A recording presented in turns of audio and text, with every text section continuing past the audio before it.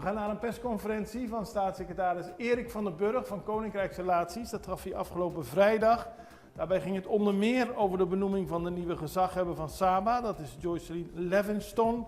En opvallend was dat er bij de sollicitatieprocedure van het kleine eiland dat er in totaal 39 mensen hebben gesolliciteerd.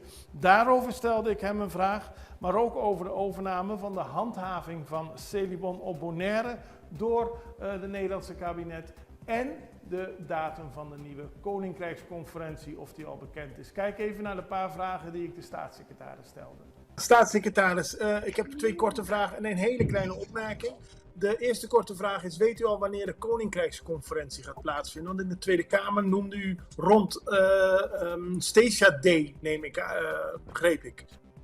Ja, dat klopt.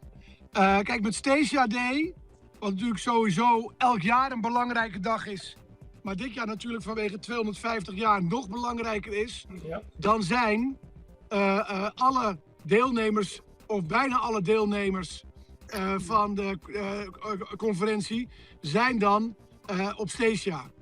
En dat betekent dat het dan een voor de hand liggende dag is, als je toch al bij elkaar bent, om dan ook die conferentie te organiseren. En of het dan 14, 15, 17 of 18 wordt, dat moeten we allemaal nog gaan bekijken. Maar het ligt voor de hand om het dus rondom de 16e, niet op de 16e, maar rondom de 16e te doen. Oké, dat wordt nog duidelijk. Iets anders. Het kabinet neemt het gezag over de vuilstort van Celibon op Bonaire over. Is dat nou dat hebben wij deze week gehoord in de Tweede Kamer. Is dat nou een wenselijke ontwikkeling dat het kabinet zo'n relatief klein onderdeel het gezag van overneemt? Nee, wat er overgenomen wordt is de handhaving. Deze voorziening wordt tot een type, dit is wetgeving van Verkeer en Waterstaat, die ook gaat over de handhaving op afval. Er wordt hier een type 4 voorziening van gemaakt. En dat betekent dan dat het ministerie van Infrastructuur en Waterschap, INW, dan gaat over de handhaving. Dus die gaan zeg maar de inspecteurs sturen, die gaan controleren of het goed gaat. En dat is het onderdeel wat niet meer zit bij het openbaar lichaam.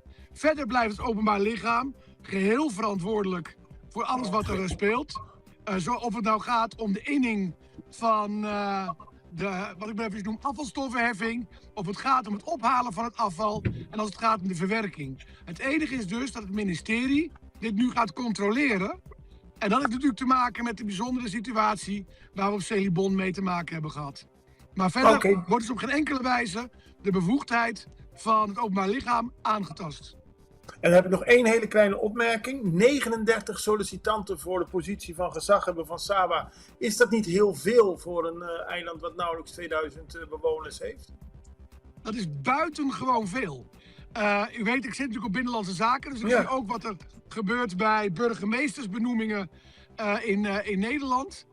En of het nou gaat om de kleinste gemeente in Nederland of de allergrootste. U weet, ik woon in Amsterdam. Ik ben betrokken geweest bij een aantal procedures in Amsterdam. We haalden nog niet eens de helft. Dus blijkbaar is het een erg populaire functie om op Saba te gaan werken. Want toen ik het getal 39 hoorde, dacht ik, wow. Daarna werd er ook een vraag gesteld door collega Mariano Heide over de situatie rond de voedselzekerheid. U weet wellicht, vorige week hadden we een interview met de beoogde voorzitter van de Raad van Toezicht van CARI Food Fund. De organisatie die zich bezig gaat houden met de ontwikkeling van landbouw op de eilanden. En daarover zei de secretaris het volgende. We hadden gisteren en eergisteren in Nederland debat. Eergisteren over Bonaire, Statia en Saba. Gisteren over Curaçao, Aruba en Sint Maarten. En in beide was voedselzekerheid een van de belangrijkste thema's naast de landspakketten. Omdat het Nederlands parlement en ook het Nederlands kabinet voedselzekerheid niet alleen op Bonaire, Statia en Saba, maar ook op Curaçao, Aruba en Sint Maarten buitengewoon belangrijk vindt. Om een aantal redenen. Niet alleen omdat de geopolitieke situatie daarom vraagt.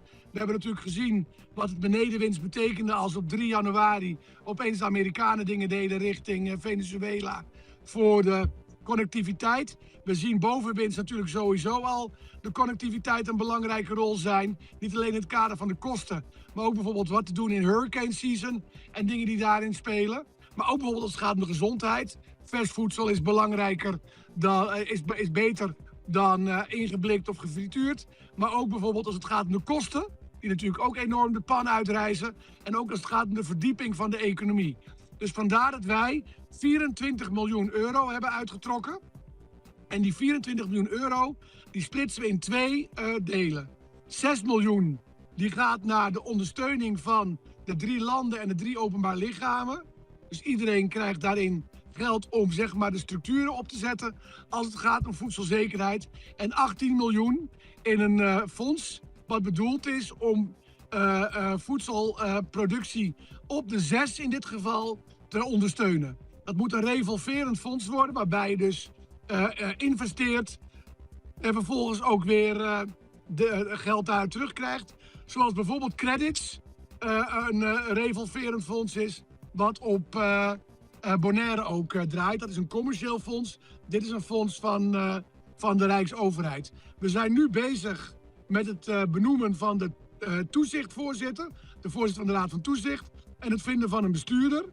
En dan uiteindelijk, zodra er een raad van toezicht is en een bestuur, kan er aan de gang gegaan worden met investeren in de voedselzekerheid. En dat kan dus in dit uitzonderlijke geval niet alleen op Bonaire, Statia en Saba, maar ook Aruba, Curaçao en Sint Maarten.